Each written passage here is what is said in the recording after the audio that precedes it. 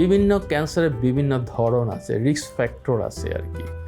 ফ্যামিলিগতভাবে যাদের ক্যান্সার আছে তাদের সচেতন হতে হবে, খুব বেশিভাবে সচেতন হতে হবে, কারণ কখন যে হবে সেটা বলা যাবে না, কার হবে সেটাও বলা যাবে না।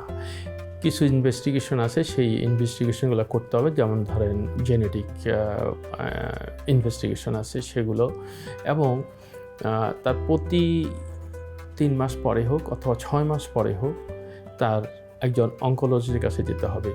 অঙ্কোলজি ডিসাইড করবে যে আপনাকে কী ইনভেস্টিগেশন করতে হবে এবং সেগুলা করা অত্যন্ত প্রয়োজন। তাহলে আমরা বুঝতে পারবো তার কতটুকু প্রভাব আছে এবং কি অবস্থায় আছে ওনার শরীর। একটা খুব ইম্পর্টেন্ট ডিএনএ টেস্ট করে থাকি। ডিএনএ যদি দেখা যায় যার গোলমাল হচ্ছে, তাহলে এই তাড়াতাড়ি করেই সেটার ব্যবস্থা নিতে হবে। এই ডিএনএ যদি আপনি ভেঙে যায়, সেখান থেকে শুরু হয় আপনার ক্যান্সারের সেলগুলো আর কি।